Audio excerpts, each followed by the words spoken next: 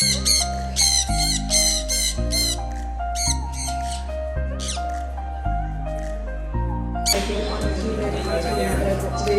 we see outside birds as having more consideration. Also, direct your parrots to points of interest. Now, Sophie talked about foraging and exploration, teaching to play with toys, using the clicker to direct them around the cage, targeting to points of interest, highly useful.